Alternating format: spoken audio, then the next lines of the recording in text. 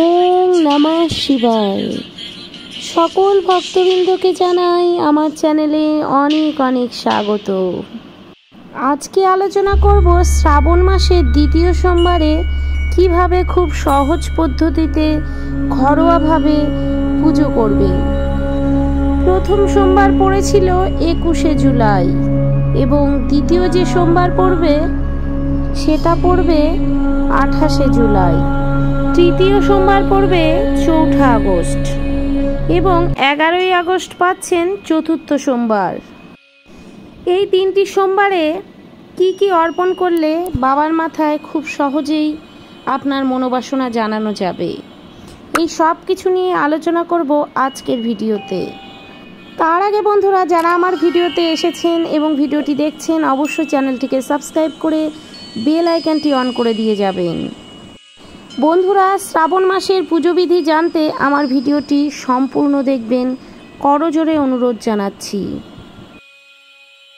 বন্ধুরা, প্রথমেই বলে নিই, যারা শ্রাবণের সোমবারগুলোতে উপবাস করবেন অবশ্যই রবিবার দিন নিরামিষ আহার গ্রহণ করবেন এবং সোমবার দিন খুব সকাল সকাল উঠে স্নান সেরে আপনার ঘরের শিবলিঙ্গের সামনে অর্থাৎ আপনার ঠাকুর ঘরে অবশ্যই আলপনা দেবেন।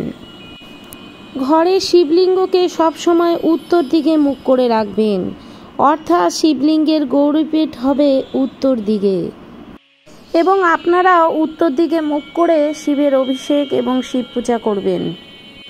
যদি কোনো ক্রমে উত্তর দিকে মুখ করে পুজো করতে না পারেন তাহলে পূর্ব দিকে মুখ করে পুজো করতে পারেন, কিন্তু শিবলিঙ্গের গৌরীপীঠ যেন উত্তর দিকে মুখ হয়।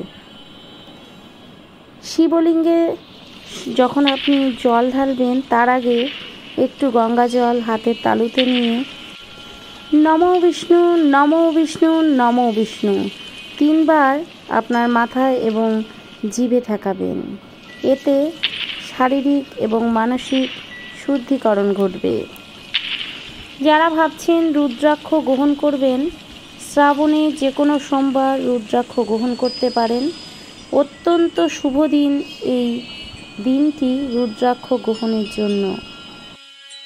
ঠাকুরের কাছে বসে আপনারা প্রথমেই ধূপ জ্বালাবেন এবং প্রদীপ জ্বালাবেন। সেটা ঘিয়ের হলে হবে, না হলে সরিষার তেলেরও জ্বালাতে পারেন। আর প্রদীপের শিখার মুখটা পূর্ব দিকে রাখবেন। আর সন্ধ্যাবেলায় যখন প্রদীপ জ্বালাবেন তার মুখটা উত্তর দিকে রাখবেন। এরপরে তামা বা পিতলের একটি থালা নেবেন। থালাতে ওম চিহ্ন আঁকবেন। সেই থালাতে আগে একটা বেলপাতা রাখবেন এবং তার উপরেই শিবজিকে বসাবেন। সেখানেই শিবের অভিষেক হবে। শিবজির অভিষেক করার জন্য পঞ্চামৃত বানাবেন।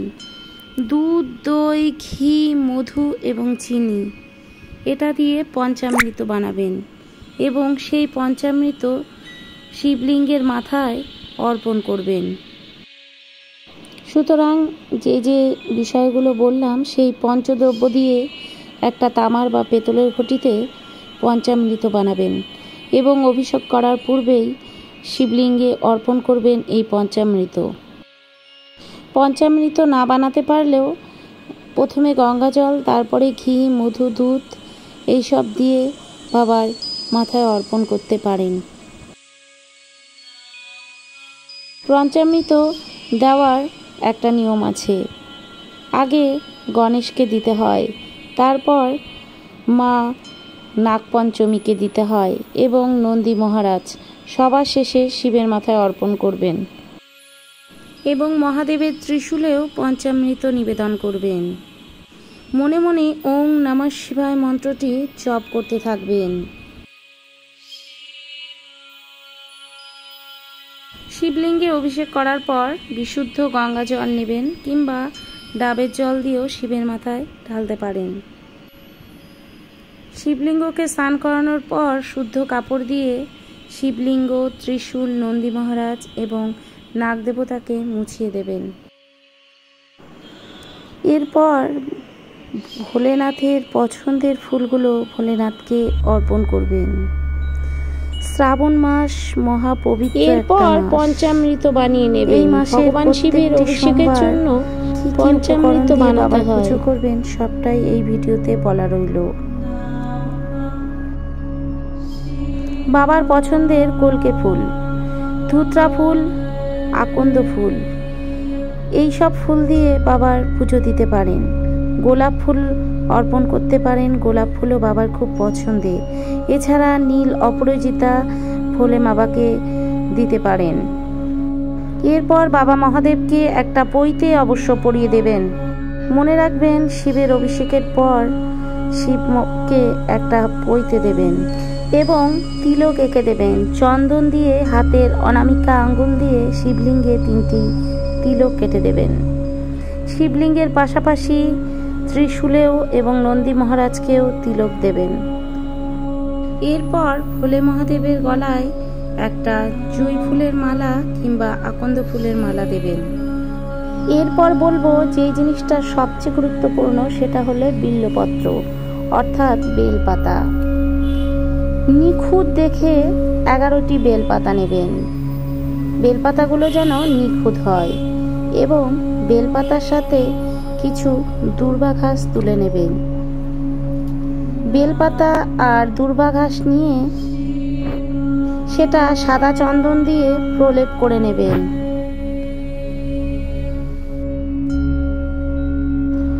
এবং এই বেলপাতা ও দূর্বা ঘাসে ভালো করে চন্দন মাখিয়ে নেবেন। বন্ধুরা, শ্রাবণের প্রথম সোমবারে শিবলিঙ্গে 7টি নিখুঁত বেলপাতা অর্পণ করতে হয় এবং দ্বিতীয় সপ্তাহে নিখুঁত 11টা বেলপাতা আপনারা শিবলিঙ্গে অর্পণ করবেন এবং তৃতীয় সপ্তাহেও 11টা বেলপাতা শিবলিঙ্গে অর্পণ করবেন এবং চতুর্থ সপ্তাহে শেষ সপ্তাহে মহাদেবকে 21টি বেলপাতা দেবেন এবং দেখবেন বেলপাতাগুলো যেন নিখুঁত হয়। বেলপাতা অর্পণ করার সময় খেয়াল রাখবেন বেলপাতার মসৃণ দিকটি যেন শিবলিঙ্গের ওপরে থাকে। ওপরের খসখসে দিকটি কখনোই অর্পণ করবেন না। আরেকটি জিনিস খেয়াল রাখবেন, বেলপাতা শিবলিঙ্গে অর্পণ করার সময় অবশ্যই শ্বেত চন্দন ভালো করে মাখিয়ে নেবেন এবং বেলপাতা অর্পণ করার সময় ওং নমঃ শিবায় মন্ত্রটি 3 বার বলবেন। একটি একটি করে বেলপাতা অর্পণ করবেন এবং ওং নমঃ শিবায় মন্ত্রটি উচ্চারণ করতে থাকবেন এবং 11টি বেলপাতা একটি একটি করে ওম নমঃ শিবায় উচ্চারণে অর্পণ করবেন।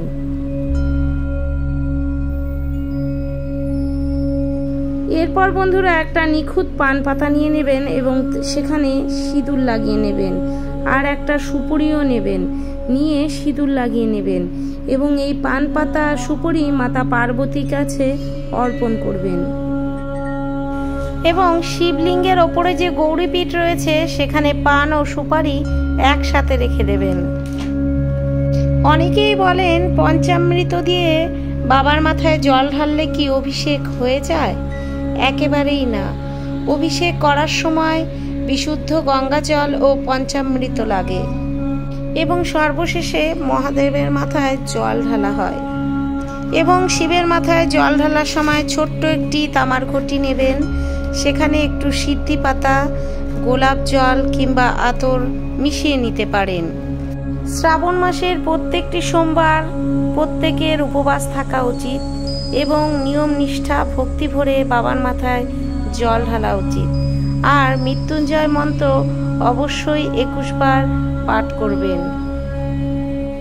সবচেয়ে ভালো হয় 108 বার এই মহামন্ত্র অর্থাৎ মৃত্যুঞ্জয় মন্ত্র জপ করবেন।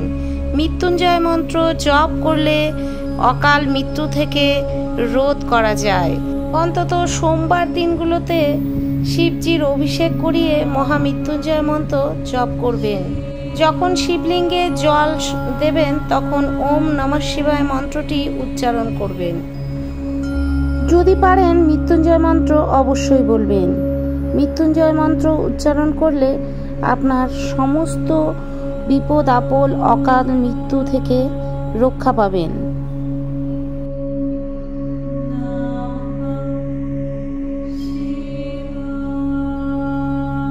এর অর্থ হলো, হে ত্রিনয়ন, আমাদের জীবনকে সুগন্ধে ভরে তোলো, সমস্ত বন্ধন থেকে মুক্তি দিয়ে আমাদের মৃত্যু হতে অমৃতে নিয়ে যাও। শিবলিঙ্গে জল নিবেদন করার পর আপনারা অক্ষত আতপ চাল, সাদা তিল এবং 11টি দূর্বা শিবলিঙ্গের মাথার ওপরে নিবেদন করবেন এবং এইভাবে পুজো দেওয়ার সময় ওং নমঃ শিবায় মন্ত্রটি নিরন্তর জপ করতে থাকবেন। সাদা তিল অর্পণ করার সময়ও আপনারা ওং নমঃ শিবায় কিংবা মহামৃত্যুঞ্জয় মন্ত্রটি পাঠ করবেন। বন্ধুরা, দীর্ঘদিনের কোনো জটিল রোগ, যে রোগ কোনোভাবেই সারছে না, এই রোগ থেকে মুক্তি পেতে দ্বিতীয় সোমবার অর্থাৎ শ্রাবণের দ্বিতীয় সোমবারে মহাদেবের মাথায় সাদা তিল অর্পণ করেন। আপনারাও অবশ্যই সাদা তিল বাবার মাথায় অর্পণ করবেন এবং পুজো শেষে একটা 16 আনা কয়েন শিবলিঙ্গে অর্পণ করবেন। এই শ্রাবণে 4 সোমবারে পুজো করার সময় একটি টাকা করে দান করুন মহাদেবকে এবং এই টাকা নিয়ে আপনি মন্দিরেও দান করে আসতে পারেন, এতে মহাপুণ্যের কাজ হয়। পুজো শেষে শিবজির প্রণাম মন্ত্র 2 হাত জড়ো করে বলবেন। মন্ত্রটি হলো, এই প্রণাম মন্ত্রটি 3 বার উচ্চারণ করবেন এবং মাতা পার্বতীর উদ্দেশ্যে আরও 3 বার উচ্চারণ করবেন। সর্বমঙ্গল মঙ্গলে শিবে সর্বার্থ সাধিকে শরণে ত্র্যম্বকে গৌরী নারায়ণী নমস্তুতে। সৃষ্টি স্মৃতি বিনাশনং শক্তিভূতে সনাতনী গুণাশ্রয়ে গুণময়ে নারায়ণী নমস্তুতে। শরণাগত দিনার্থ পরিত্রাণ পরায়ণে সর্বশক্তি হারে দেবী নারায়ণী নমস্তুতে। জয় নারায়ণী নমস্তুতে, জয় নারায়ণী নমস্তুতে, জয় নারায়ণী নমস্তুতে। এরপর ভক্তি ভরে মাতা পার্বতী ও মহাদেবের কাছে নিজের মনস্কামনা বা মনোবাসনা ব্যক্ত করবেন। অবশ্যই শিবজির পছন্দ মতো নৈবেদ্যের একটা থালা দেবেন। থালাটা পেতল বা তামার যেন হবে, তার মধ্যে ফল মিষ্টান্ন থাকতে হবে এবং সর্বশেষে একটি ঘিয়ের প্রদীপ ও ধূপ জ্বালাবেন এবং ধূপতিতে ধূপ জ্বালানোর সময় কর্পূর অবশ্যই ব্যবহার করবেন। কর্পূর থাকলে কিন্তু আপনার বাড়ির নেগেটিভ শক্তি সব চলে যাবে। বন্ধুরা, শ্রাবণের সোমবারগুলোতে ভক্তি ভরে মনে সদ ইচ্ছা নিয়ে বাবার কাছে নিজের মনোবাসনা জানান। সবার মনোবাসনা পূর্ণ করবে স্বয়ং ভোলানাথ। আজকের ভিডিওটি এখানে শেষ করছি। আপনাদের সাথে সাক্ষাৎ হবে পরবর্তী ভিডিওতে।